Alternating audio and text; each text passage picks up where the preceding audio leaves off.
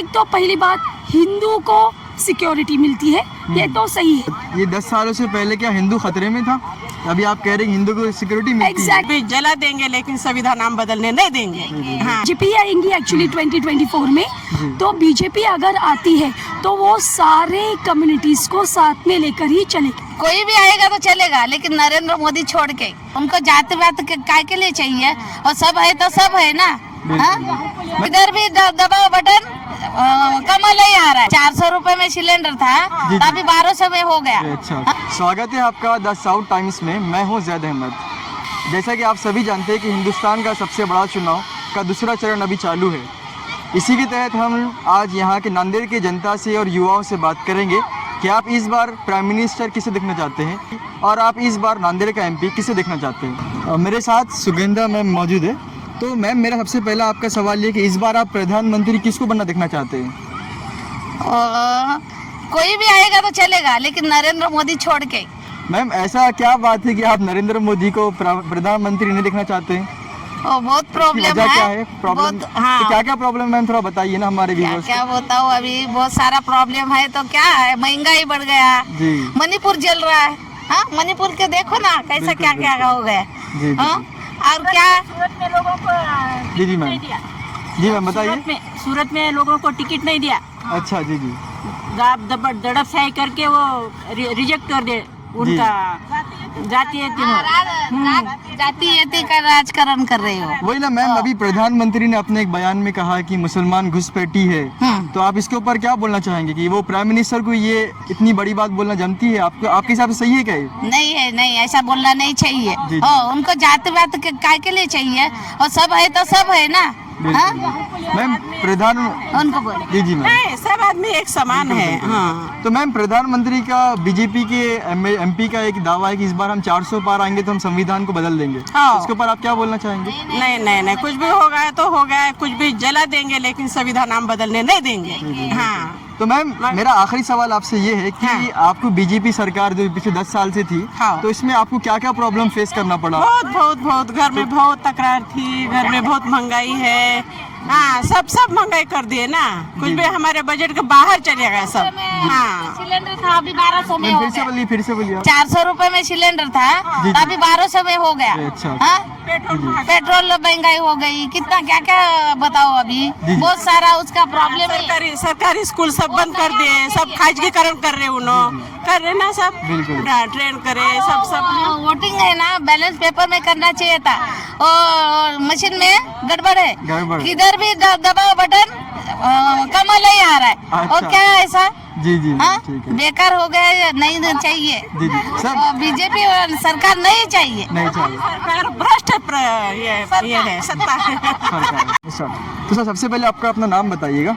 मैं principal law college, retired principal Narayan Rao Chauhan law college, mister KV Reddy, doctor KV Reddy, principal Narayan Rao Chauhan law college Nanded. Sir, सबसे पहला आपके सवाल ये है कि आप प्रधानमंत्री किसको देखना चाहते हैं? आप नरेंद्र मोदी को देखना चाहते हैं हम। तो सर, ऐसा क्या चीज़ है नरेंद्र मोदी जी में कि आप अच्छा। प्रधानमंत्री फिर से उनको देखना चाहते हैं? नरेंद्र मोदी इसलिए है कि इंटरनेशनल लेवल पे इंडिया को बहुत स्टेजर लेवल हुआ है। अभी फाइनेंशियल स्टेज पे अपन 3rd नंबर पे आने वाला है। जी। और चांद पे इंडिया गया है, सूर्य पे भी जाने वाला है, यूरो में बहुत इम्प्रेशन करके डालने वाला है। इंडिया में सिक्योरिटी बहुत पड़ रहा है, लॉ एंड ऑर्डर बहुत बड़ा मेंटेन करे है।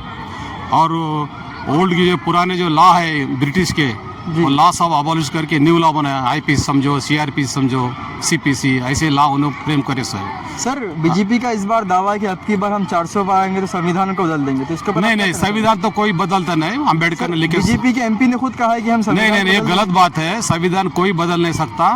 जब तक सूर्य और चांद है तब तक संविधान कोई बदल नहीं सकता, लेकिन छोटे मोटे अमेंडमेंट कर सकते हैं। जी जी। जैसा अपना घर है, खिड़की बदल सकते हैं, डोर बदल सकते हैं, घर में किचन बदल सकते हैं, लेकिन घर तो नहीं बदल सकते अपन। ये संविधान ऐसे बने से कोई चेंज नहीं कर सकते इसको। तो सर, अभी हाल ही में प्राइम मिनिस्टर ने एक बयान दिया था कि इसमें उन्होंने मुसलमानों को घुसपैठिया कहा था। हाँ, मुसलमानों को उन्होंने घुसपैठिया कहा है अपने बयान में। तो सर, आप इसके ऊपर क्या कहना चाहेंगे? नहीं, मुसलमान ऐसे नहीं। India is a secular country, everybody is equal right to stay here.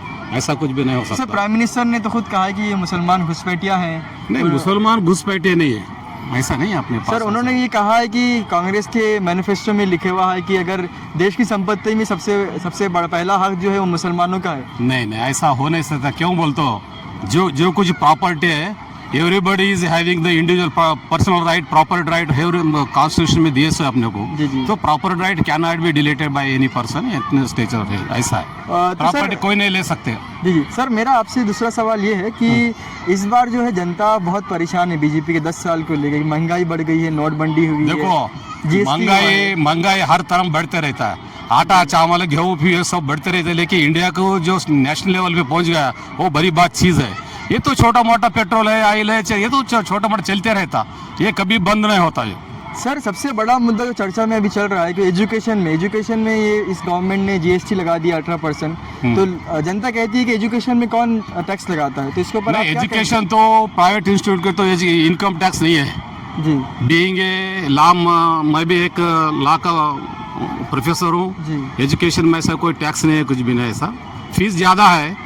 जो भी कुछ प्राइवेट, अगर गरीब लोगों के लिए स्कूल है, जिला परिषद है, प्राइमरी स्कूल है, वहाँ पढ़ सकते हैं। और राइट टू एजुकेशन एक्ट 2009 का एक्ट है, हर एक को 14 साल के लिए फ्री ऑफ एजुकेशन है, वो उसमें जा सकते हैं उन्होंने। तो सर अगले 5 साल के लिए अगर प्रधानमंत्री को, मोदी जी को फिर से अगर प्रधानमंत्री बना दिया जाए तो वो और क्या डेवलप कर सकते हैं इंडिया? उन्होंने इंटरनेशनल लेवल पे बहुत कुछ चल सकते हैं। इंडिया भी फाइनेंशियल में 3rd स्टेज पे पहुंच रहा। जी पहला अमेरिका है जी, 2nd तुम्हारा चाइना है, 3rd फ्रांस है, जापान है, उसके पीछे अपन 3 नंबर पे अभी जा रहे हैं अपन। जी, जी। इसलिए मोदी को देखना चाहते हैं अपन। ओके। लेकिन घटने में ऐसे लिखी है, कोई समाज को ऐसा नुकसान नहीं, मुसलमानों को डर नहीं, कोई बात नहीं। जी जी उनको भी अधिकार दिए से, सबको आर्टिकल 14 में दिए, equal before the law, equal protection of the law बोल के दिए से। इसलिए सब गरीब को, श्रीमंत को, हर एक को ये देश में रहने का आज़ाद दिया, पर्सनल राइट दिया, फंडामेंटल राइट दिए से।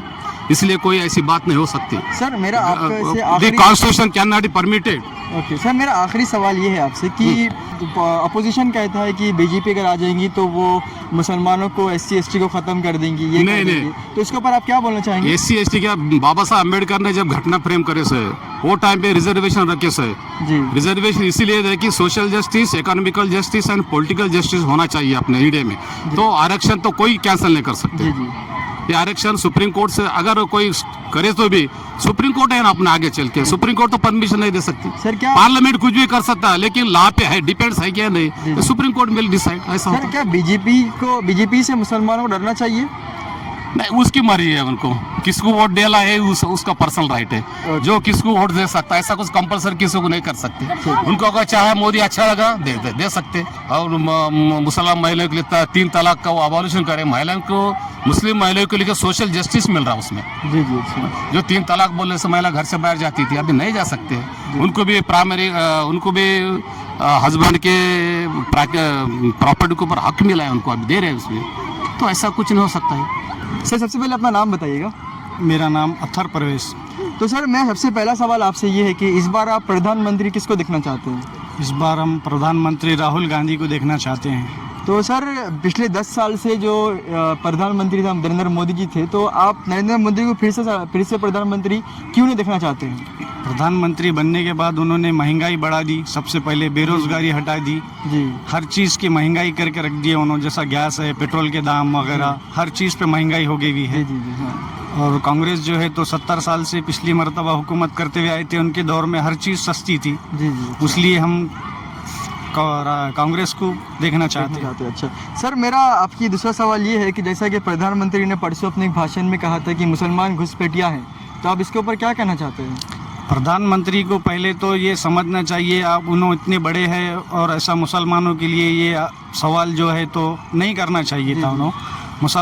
मुसलमान भी हिंदुस्तान के वास्ते बहुत कुछ काम किए हुए हैं आज़ादी के वास्ते, और ये एक हिस्सा है हिंदुस्तान का, मुस्लिम आबादी, उनको ये सवाल मुनासिब नहीं था करना। बिल्कुल बिल्कुल। सर मेरा आखिरी सवाल आपसे ये है कि नांदेड़ का आप MP किसे देखना चाहते हैं, या प्रताप चिखलीकर या फिर वसंत चौहान को देखना चाहते हैं? हम कांग्रेस के साथ जाएंगे, हम वसंत राव चौहान को वोट करेंगे। आपका अपना नाम बताइएगा। मेरा नाम है मिसेस मीनाक्षी अमोल नांदेड़कर। मैं अभी नांदेड़ में ही रहती हूँ। इसके पहले हम लोग 2020 के पहले पुणे में रहते थे, पर अभी यहाँ सेटल हो गए। तो मैम सबसे पहले आपको मेरा सवाल ये है आपसे कि इस बार आप प्रधानमंत्री किसे देखना चाहते हैं? एक ही है, मोदी जी। दूसरा कोई ऑप्शन आता ही नहीं, क्योंकि आपको अगर हम पूछेंगे कि अगर मोदी जी नहीं तो फिर कौन, ये क्वेश्चन मार्क आता है। मैम मोदी जी भी मतलब अगेंस्ट में तो है ना, अपोजिशन तो तैयार है, अलायंस के साथ तैयार है वो तो राहुल गांधी जी। सही है आपका, बट उनका क्या मतलब एज अ सोशल वर्कर उन्होंने क्या किया है?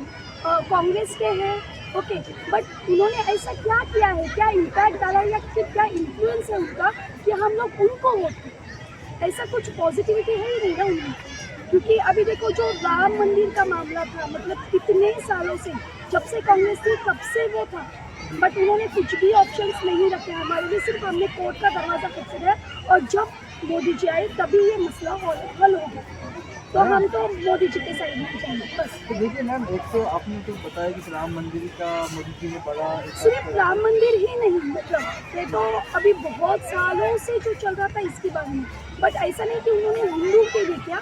अगर आप मुस्लिम महिलाओं के लिए भी देखते हो तो उन्होंने जो ट्रिपल तलाक था वो भी मसला हल कर दिया, जो कि वो भी बहुत सालों से पेंडिंग था, और उन्होंने जो साइड ली मोदी जी की, इसी वजह से वो सफल हो गया। मतलब मैम मेरा आपसे और एक क्वेश्चन ये है कि देश की जनता और बहुत सारे युवा लोग हैं तो वो कह रहे हैं कि मोदी जी ने महंगाई बढ़ा दिया, मोदी जी ने देश की एजुकेशन में ला दिया, मोदी जी ने देश को बेच दिया है, चाइना से इतना ज़्यादा देश के अंदर भेज दिया है। क्या इसके ऊपर आप क्या कहना? देखो, महंगाई तब भी थी, महंगाई अभी भी है, और कौन सी भी गवर्नमेंट आए महंगाई तो बढ़ती है, राइट। ये ऐसा नहीं है कि महंगाई अब बढ़ गई है या फिर गैस सिलेंडर अब महंगा हो गया। ये तो कांग्रेस के ज़माने में भी महंगाई थी, क्योंकि तभी भी उन्होंने गरीबी हटाओ का नारा दिया, है ना। क्यों दिया था? क्योंकि गरीबी तभी भी थी, गरीबी अभी भी है और गरीबी रहेगी। कि देश में किसान आंदोलन कर रहा था इतने टाइम से,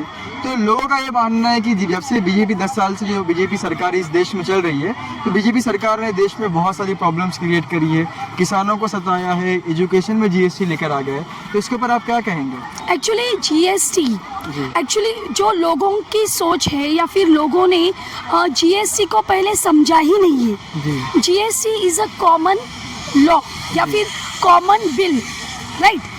पर ये अभी तक हमारे यहाँ पे जो रिमोट विलेजेस है या फिर हमारे जो किसान हैं उनको ये टैक्स अभी तक समझा ही नहीं प्रॉपर्ली, राइट। और इसका एडवांटेज अपोजिशन ने लिया है। दूसरी बात, हमारे जो किसान हैं वो बहुत मेहनत करते हैं, और उनके लिए जो भी प्रधानमंत्री योजनाएं हैं, जो स्कीम्स लागू की है, ये अभी की नहीं है। ये तो जब हमारे नेहरू जी थे तभी से है, इंदिरा गांधी थे तब से है, और अभी भी वो चालू है। बट ये एट प्रेजेंट मैं कह सकती हूँ कि अभी भी अगर मैं किसानों की हालत जो देखती हूँ या फिर उनकी जो परेशानी देखती है, ये बात बिल्कुल सही है। और इसके लिए रूलिंग गवर्नमेंट और अपोजिशन गवर्नमेंट दोनों जिम्मेदार है, मैं किसी एक को नहीं कह सकती, और दोनों ने मिलकर इसके लिए कुछ ना कुछ करना चाहिए। मैम मेरा आखिरी क्वेश्चन आपसे ये है कि क्या बीजेपी इस मुल्क में, इस देश में मुसलमानों के साथ है, SC ST सबके साथ है मुझे बीजेपी? यस, देखो, पहला तो India is a secular state, right. So कोई भी गवर्नमेंट आती है, बीजेपी, चलो अगर बीजेपी फिर से आती, बीजेपी आएंगी एक्चुअली 2024 में, तो बीजेपी अगर आती है तो वो सारे कम्युनिटीज़ को साथ में लेकर ही चलेगी। मैं तो बल्कि ये कहती हूँ कि जो इक्वालिटी रूल है ये भी बीजेपी ही लाएगी। नहीं मैम, जैसे कि आप कह रहे हैं इक्वालिटी रूल बीजेपी ने लेकर आई है, तो ma'am prime minister Narendra Modi ने परसों बयान दिया अपने भाषण में, कहा कि मुसलमान घुसपैठिया है और इस देश की संपत्ति में मुसलमानों का पहला हक है, ऐसा कांग्रेस की मैनिफेस्टो में लिखे हुआ है। तो मैम एक देश के प्रधानमंत्री को तो किसी एक कम्युनिटी को टारगेट नहीं करना चाहिए ना कि मुसलमान घुसपैठिया है। एक्चुअली देखो, उन्होंने ऐसा नहीं कहा कि सारे मुसलमान दोषी है, पर्टिकुलरली जो मुस्लिम्स टेररिज्म को सपोर्ट करते हैं उनको उन्होंने कहा है, सारे मुसलमान नहीं। देखो, आज भी हम जब सोसाइटी में रहते हैं, क्या हम ऐसे रहते हैं कि जो हिंदू है वही रहेंगे या फिर मुस्लिम है वही रहेंगे? ऐसे नहीं ना, अभी भी हम मिक्स्ड कल्चर ही फॉलो करते हैं। तो अगर बीजेपी आती है तो वो सिर्फ जो टेररिस्ट को सपोर्ट करते हैं उन्हें ही टारगेट करेंगे, और ये ज़रूरी है क्योंकि आज जो बॉम्ब ब्लास्ट हमारे रुके हैं, नहीं तो पहले मुंबई टारगेट होता था या फिर कौन सी भी पॉपुलर सिटी या फिर अपने जो G20 में सिटीज़ है वो टारगेट होती थी, पर आज वो बंद हो गया है। तो अगर बीजेपी अगर आती है फिर से, एक तो पहली बात, हिंदू को सिक्योरिटी मिलती है, ये तो सही है। सेकंड, सारे कम्युनिटीज़ भी एकदम सेफ रहेंगे और उसको कोई भी धक्का नहीं लगेगा, कोई भी गवर्नमेंट। क्या मैम ये 10 सालों से पहले क्या हिंदू खतरे में था?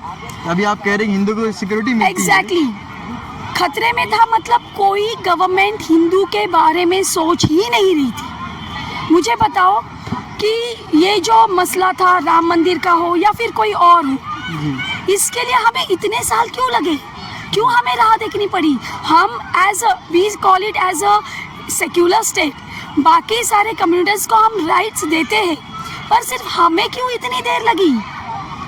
क्यों इतने साल क्यों बिताए? आफ्टर इंडिपेंडेंस इतने सालों के बाद ही क्यों? इसके पहले के गवर्नमेंट ने क्यों कुछ नहीं किया? राइट, तो यही गवर्नमेंट, हम तो भाई बीजेपी को ही वोट दें। जैसा कि आप सबने देखा है कि अभी हमने यहाँ के युवाओं से, यहाँ की जनता से बात की है और सबने अपना अपना ओपिनियन बताया कि इस बार वो किसको वोट देना चाहते हैं। मिलते हैं हम एक नए वीडियो के साथ, जब तक के लिए हमें इजाज़त दीजिए। थैंक यू सो मच, धन्यवाद। आपसे गुजारिश है कि हमारे चैनल को सब्सक्राइब करिए, लाइक करिए एंड शेयर करिए। Thank you so much.